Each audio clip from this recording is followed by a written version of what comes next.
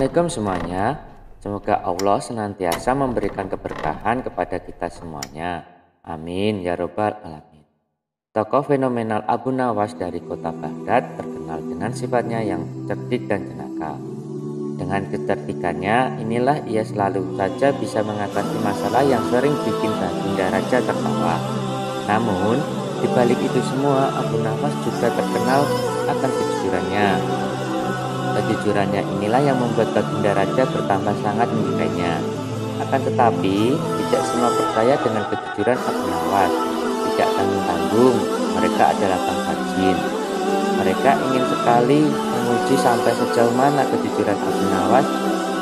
Bangsa jin ini akhirnya sepakat akan menguji kejujurannya.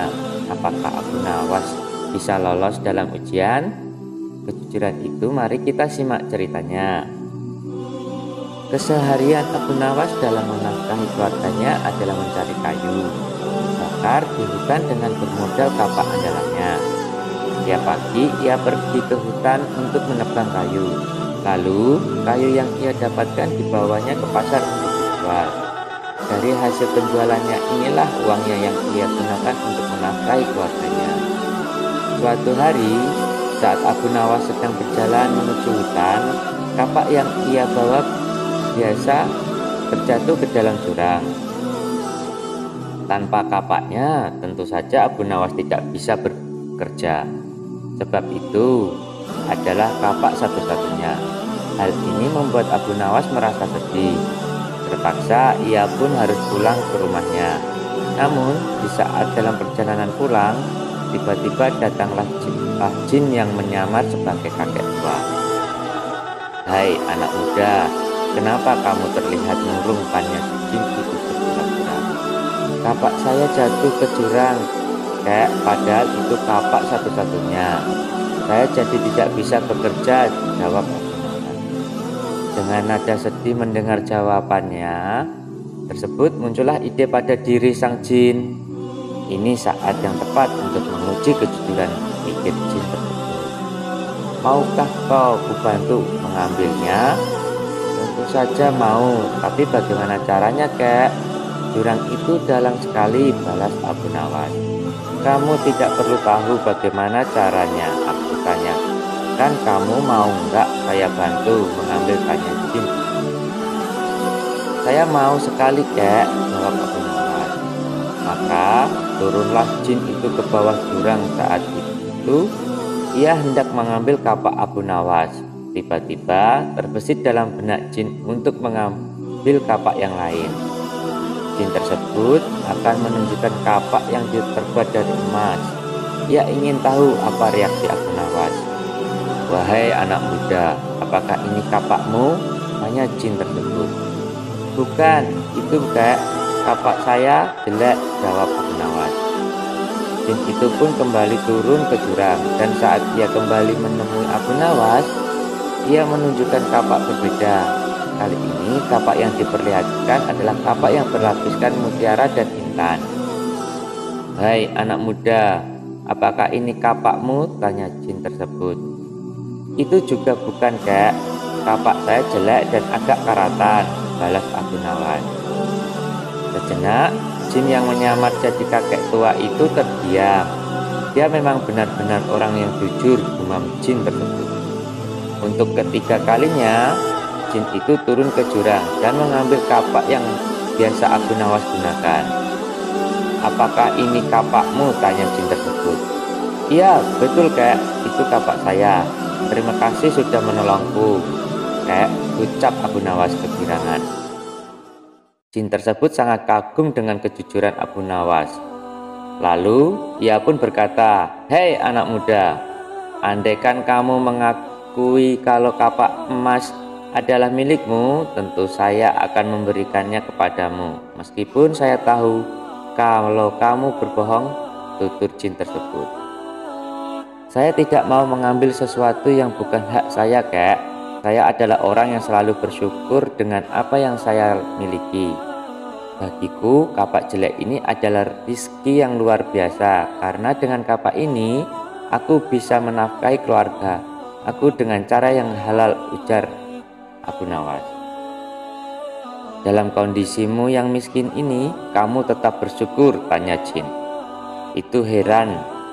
Tentu saja, Kek, karena rasa syukur inilah yang membuatku senantiasa bersikap jujur, balas Abu Nawas. Jin itu pun tersenyum mendengar penuturan Abu Nawas.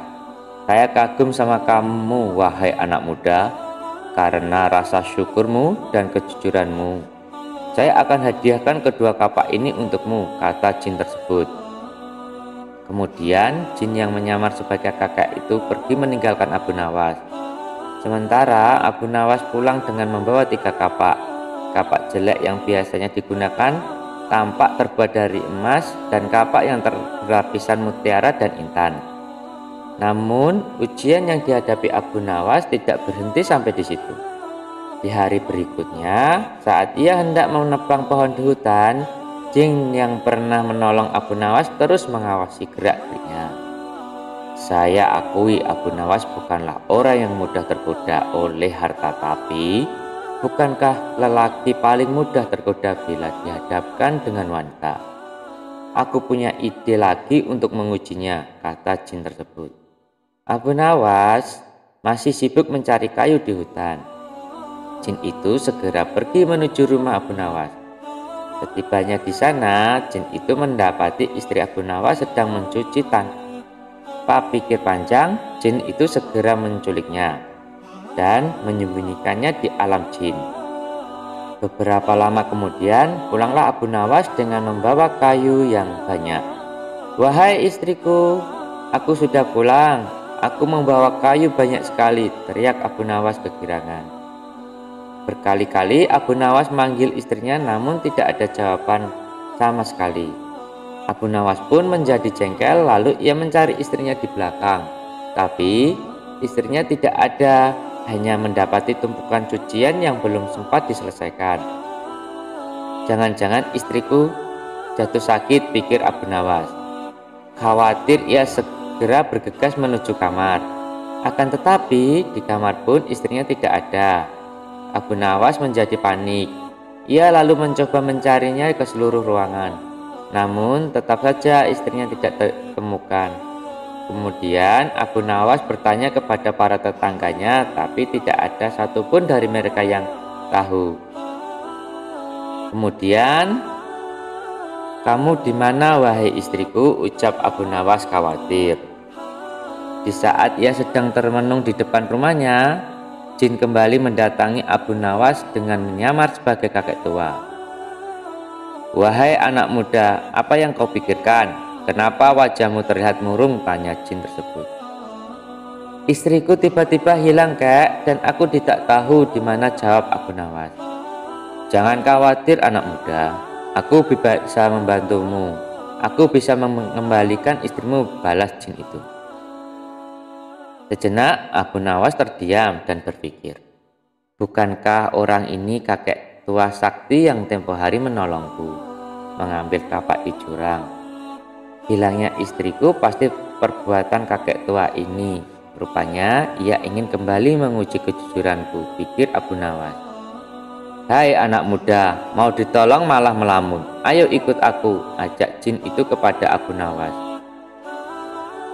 Abu Nawas pun menuruti ajakannya. Ia ingin tahu ujian apa lagi yang akan diberikannya.